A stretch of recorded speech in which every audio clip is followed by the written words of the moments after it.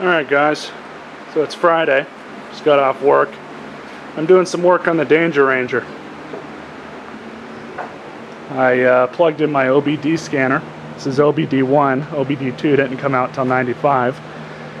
But it spit out a bunch of codes because I noticed that my check engine light was turning on and turning off when I was going around 55 miles an hour, speeding up and slowing down. But staying around that speed and really actuating your throttle, your gas pedal, it made it come on, made it go off. So I hooked up my code reader to it, and it pulled a couple codes. Pulled actually about 5 or 6. 2 of them were O2 sensor codes. So that's what I'm doing right now. Now what I've got here is a brand new Bosch O2 sensor. They were kind enough to put some anti-seize on it from the factory. This is the box here. I can get you guys a part number. That's the part number that I'm using. They also kindly provided 2 zip ties. Now some of the tools that I'm using here are a flashlight, which always come in handy, extension, which I haven't yet needed, 7/8 wrench, and a special O2 sensor socket, which I just picked up from Harbor Freight for $7 on sale. 7/8 inch, and as you can see, it's got the cutout here, so it allows you to basically remove the O2 sensor. So I'll walk you guys through with what I'm doing. Got the truck up on the ramps, but you can use jack stands and a jack to do the same thing. The parking brake's also set, and I have wheel chocks on the back right wheel. So let's go ahead and show you guys what exactly I'm getting into. We have our O2 sensor right here. There's the transmission, there's the O2 sensor. So in order to replace these, so I already sprayed some liquid wrench on it. So what you do is you get your socket, and you want to, I'll just show you guys, just pretend the ratchet's on the socket. You just want to slide it over and slide it on, like so.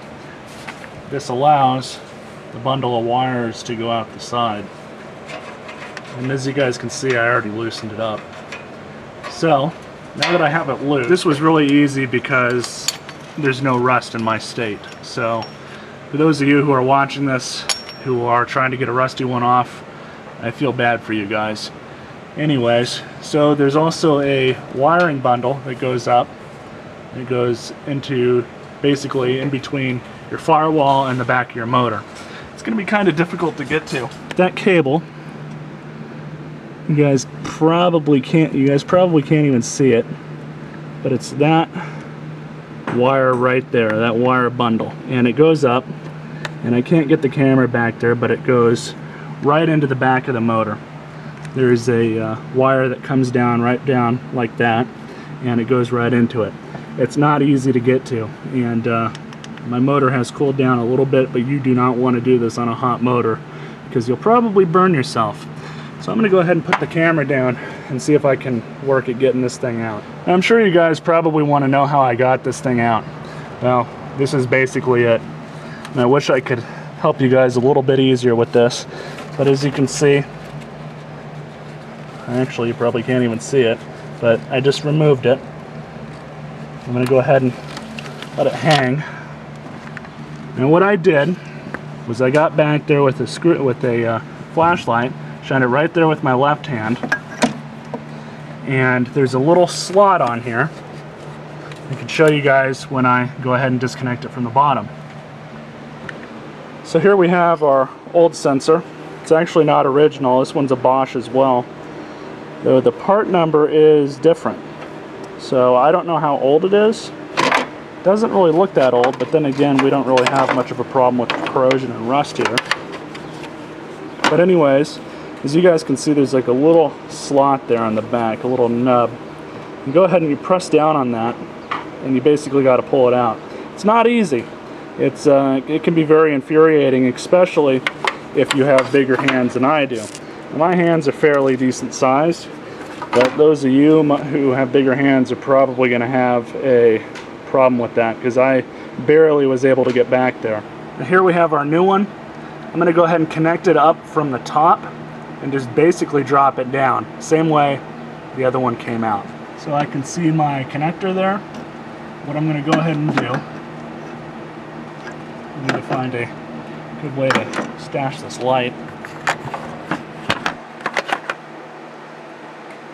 I'm going to go ahead, feed the sensor through.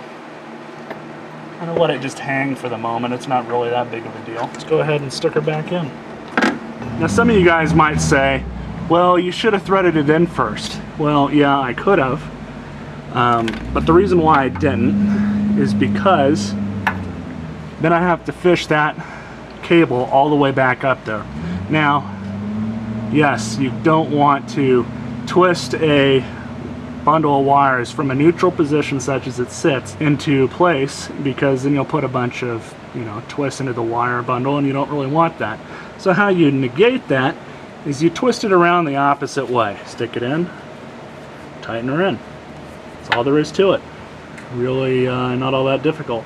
So let's go ahead and get this done. And we now have it in place.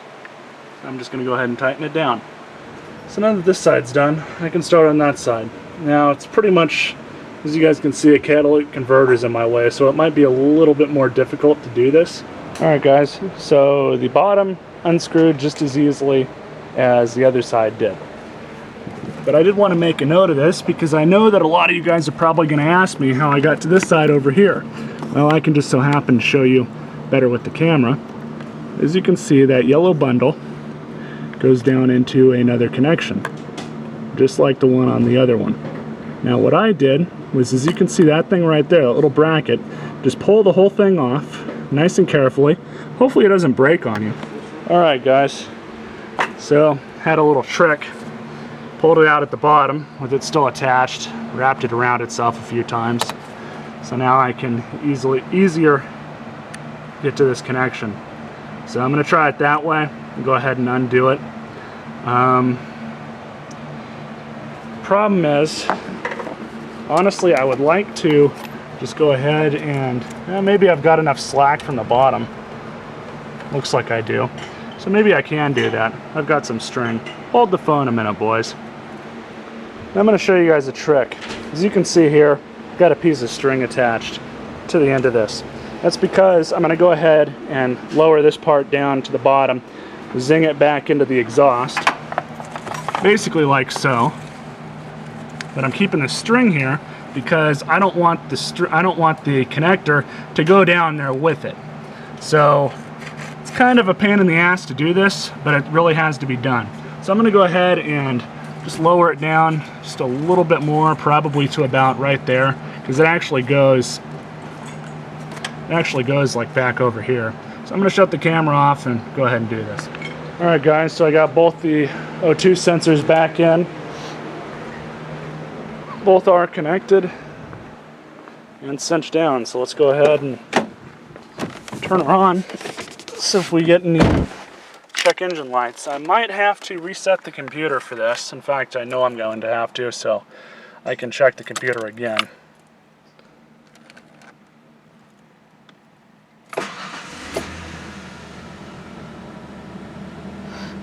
Yeah, so far so good. This is another issue that I'm going to have to figure out. My ABS and brake lights keep turning on and off. Well, I hope you guys enjoyed this video. I hope it helped you out in any way that you needed. If you guys have any questions or comments, go ahead and leave them down below. Don't forget to rate, comment, and subscribe. And you all stay classy. Stay tuned for future videos.